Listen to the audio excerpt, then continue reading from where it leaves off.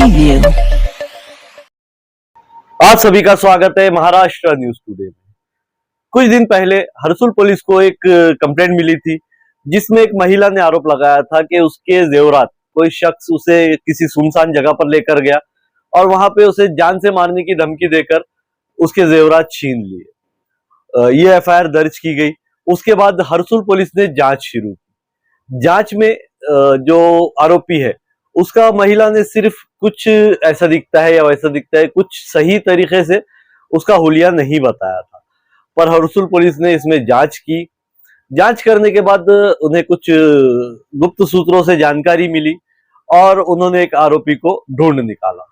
जब पुलिस उसे अरेस्ट करने के लिए पहुंची तो इन्हें देखकर वो आरोपी वहां से फरार होने की कोशिश करने लगा। उसके बाद उसे ट्रैप लगाकर गलियों में उसके पीछे भागकर उसे गिरफ्तार कर लिया गया। जब उसे गिरफ्तार किया गया उसके पास से उस महिला के कीमती जेवरात बरामद किए गए। उसके अलावा भी उसने कुछ और जगह से चोरी की थी, वो भी रिकवरी हरसुल पुलिस ने कर ली है। इस आरोपी को पकड़ने के लिए पुलिस ने बहुत ही सब्र से काम लिया और बहुत अच्छे तरीके से ट्रैप लगाकर इस आरोपी को गिरफ्तार किया। ये जो पूरी घटना हुई है इस पे हरसुल पुलिस स्टेशन के पीएसआई रफीक शेख इन्होंने हमें जानकारी दी। हरसुल पोलीस स्टेशनला जो गुन्हा दाखल आहे CR नंबर 334/26 हा गुन्हा 10 ऑगस्टला दाखल झाला आहे।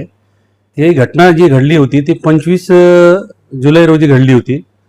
नमूद फिर्यादी बाईला पैशाचे आमिष दाखवून निर्जळ ठिकाणी घेऊन गेला आरोपी आणि तिथे गेल्यानंतर तिला धमकी दिली की मी तुला जीवानीशी मारून टाकन, तुझ्या अंगातले दागिने वगैरे मला काढून दे।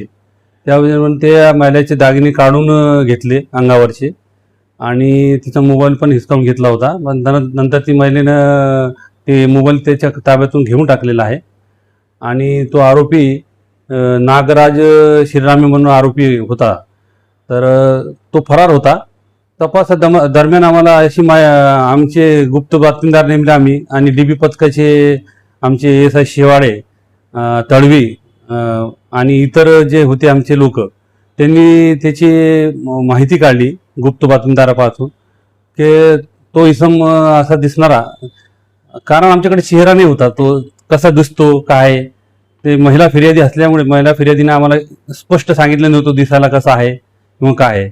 त्याच्यामुळे ती माहिती खूप कठीण होती आमच्या काढण्यासाठी।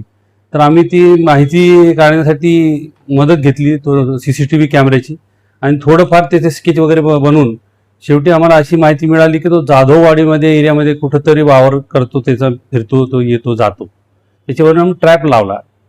तर ट्रॅप लावल्यानंतर जेव्हा आम्ही ट्रॅप लावला तेव्हा मी आणि माझ्यासोबत शेवाळे आणि आमची DB पथकाची सर्व टीम होती। त्यांनी समोर येत असताना त्यांनी आम्हाला बघून, आम्हाला जसं बघितलं तर आम्हाला बघून तो डायरेक्ट त्याची जी बाईक होती मोटरसायकल ती घेऊन तो पळायला लागला। मग ते बारीक गल्लीतून त्याने जाधववाडी एरियामध्ये तो बारीक गल्ल्यातून निघून गेला आणि आम्ही त्याला पाठलाग करता असताना त्याने आम्हाला हुलकावणी दिली। आम्हाला वाटलं आता काय आरोपी सापडणार नाही, पण सुदैवाने आम्ही परत प्रयत्न केले। 2-3 रस्ते जे आम्हाला माहिती होते बाहेर निघण्याचे त्या रस्त्यावरती आम्ही ट्रॅप लावला आणि अशा रीतीने त्याला ट्रॅप लावून अर्धा 1 किलोमीटर त्याचा पाठलाग करून त्याला पकडलं। या आरोपीकडून मुद्देमाल जे जप्त केलेलं आहे गंठन, सोन्याचा गंठन आहे 5 तोडे 8 ग्रॅमचा आणि तसेच त्यांनी पुंडलिक नगरमध्ये जे 2 कानातले रिंग चोरलेले होते फिर्यादीचे ते पण हस्तगत केलेले आहे। या आरोपी विरुद्ध गंभीर स्वरूपाचे गुन्हे, खुनासारखा गुन्हा याच्यावर दाखल आहे। तसे इतर गंभीर 392 सारखे गुन्हे त्याच्यावर दाखल असून तो महिलाकडून मौल्यवान वस्तू घेण्यासाठी तो मर्डर सारखा गुन्हा सुद्धा करू शकतो। आणि त्यांनी हे दोन्ही फिर्यादी जे होते आमचे हरसुलचे फिर्यादी आणि पुंडलीनगरच्या फिर्यादी, या महिलांना जंगल जो एरिया असतो, जंगलातला एरिया असतो म्हणजे निर्जळ, तिथं कोणी माणसं नसतात अशा ठिकाणी घेऊन गेला होता आणि तिथं गेल्यानंतर त्या महिला निश्चितच ते घाबरल्या असतील। त्यांना घाबरून त्यांना जे पहिले त्यांना आम्हीच दाखवलं, मी तुम्हाला पैसे देतो, 2 लाख रुपये तुम्हाला उसने देतो, तुम्हाला काम करण्यासाठी पैसे देतो आणि असं जंगलामध्ये नेऊन त्यांना धमकी देऊन चाकूचा धाक दाखवून त्यांचे मौल्यवान वस्तू काढून घेतलेली। ये पूरा मामला रहा। इस तरह से इस आरोपी को गिरफ्तार किया गया। ऐसी कार्रवाई अगर हर तरफ चालू हो जाए, इस तरह से ये जो चोर बदमाश हमारे शहर में आज बढ़ चुके हैं, इन्हें गिरफ्तार किया जाए तो शहर से क्राइम कम होने के चांस बहुत ज्यादा है। इस खबर पे आप क्या राय रखते हैं, कमेंट कर जरूर बताएं। मैं शहाब यासीन, महाराष्ट्र न्यूज टुडे, औरंगाबाद।